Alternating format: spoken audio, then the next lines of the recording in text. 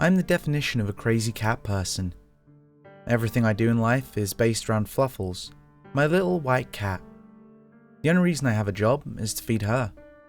I've transformed my entire basement into a cat paradise, or as I like to call it, Cat Day Island. It's full of scratching posts, cat trees, catwalks, anything.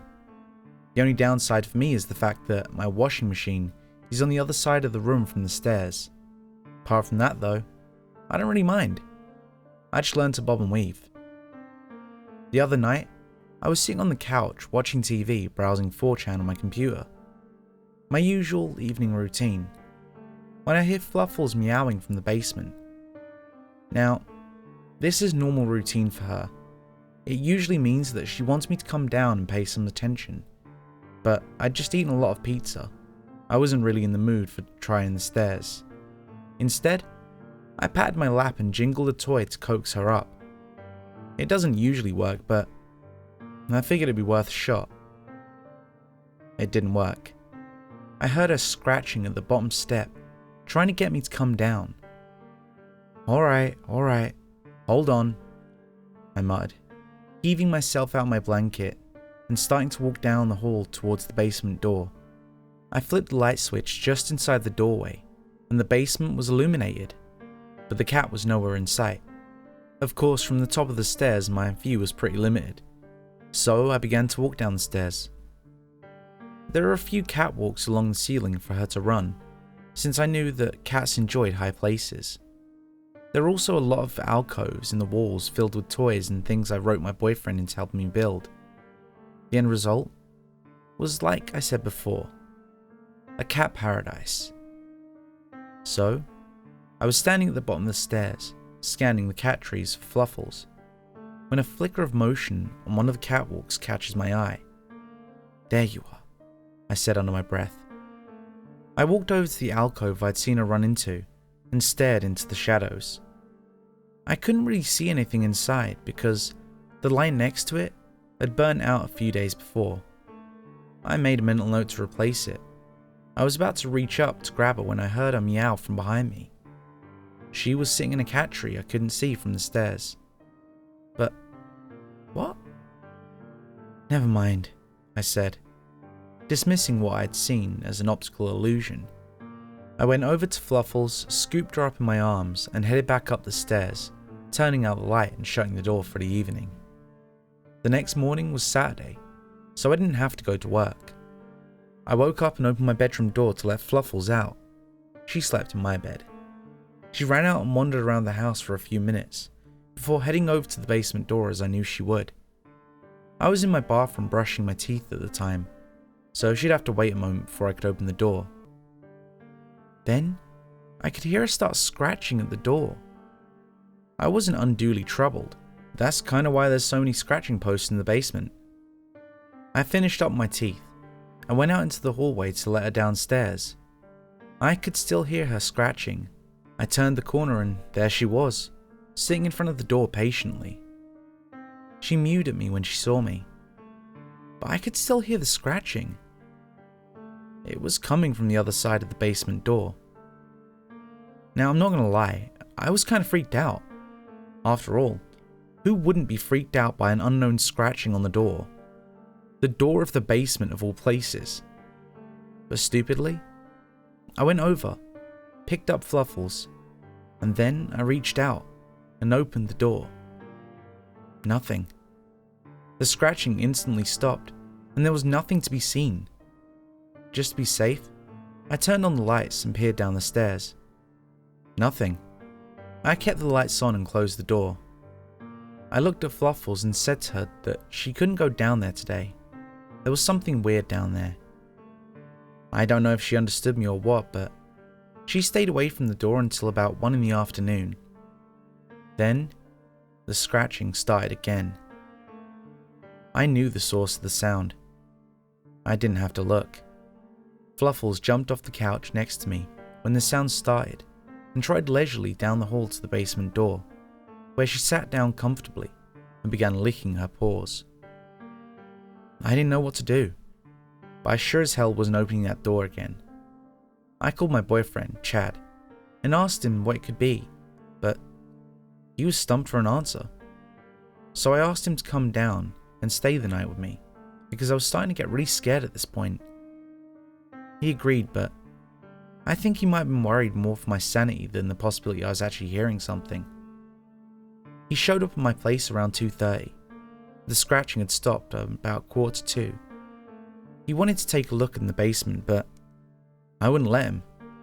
I didn't want him getting hurt down there, and I didn't want to risk whatever was down there getting up here. Like I said, he was concerned about my mental health over the possibility of there being something in the basement, so he didn't go downstairs. We slept in my bed. We didn't really do anything but sleep. It was about 3 in the morning. I woke up and I really had to use the bathroom. So, I went out into the hallway and 2 doors down to the bathroom and sat down. Then, about a minute later, I heard it again, scratching at the basement door. I was pretty sure Chad was still asleep, so I finished up, hurried back to my room and woke him up. He sat up and was pretty groggy, but he woke up pretty quickly once he heard the scratching. He immediately jumped and reached into his pants pocket, pulling out a knife that I'm pretty sure was too long to be legal. He then quickly walked out of the hallway and turned on as many lights as possible. He approached the basement door cautiously, but the scratching just wouldn't stop. He reached out slowly, grabbed the doorknob, and yanked the door open, just like before. Nothing. He flipped the light switch, and we were bathed in the glow of the light bulb at the top of the stairs, as the rest of the basement was subsequently lit up. He charged down the stairs, to my dismay, and at the bottom, he started waving around his knife threateningly. All the while, Fluffles darted down after him, a white flash, and went to play in the cat trees, startling him and making him jump. "Damn cat," he growled. "There's nothing down here." "Fine," I replied. "Come back up here and bring Fluffles, please." So, Chad went over to get Fluffles, and as usual, she went limp on his arms when he picked her up. He brought her up the stairs and closed the door, but we left the lights on. Then, the next day, we got out of bed.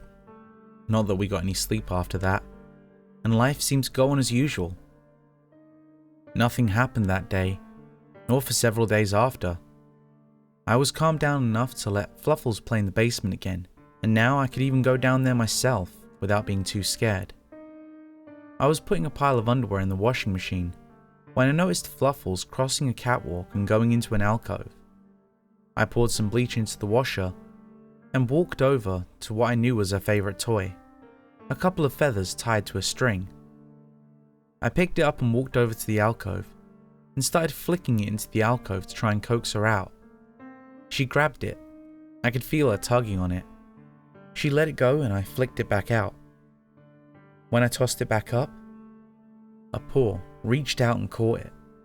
A black paw. A paw way too big to belong to any household cat. A low growl emanated from the darkness of the alcove, and suddenly, a pair of bright red eyes became visible. I dropped the toy and sprinted to the stairs, noticing Fluffles and grabbing her on my way.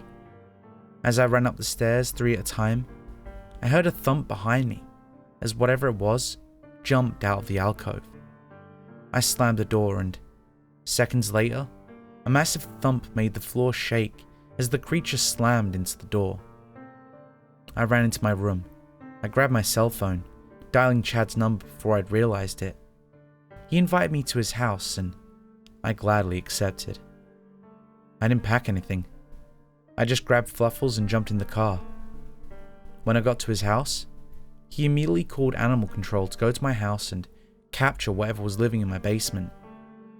I didn't know what it was, but I don't think anything with paws that big could fit in that little alcove. But Chad insisted. Police report. 2 animal control technicians were found dead on the 21st of June in the home of Elizabeth Revel. Cause of death: apparent mauling by large animal. Bloody feline paw prints found on the scene, size of dinner plates, Ended at wall of basement. No culprit found. Bodies appear partially eaten. Thanks for sticking around to the end.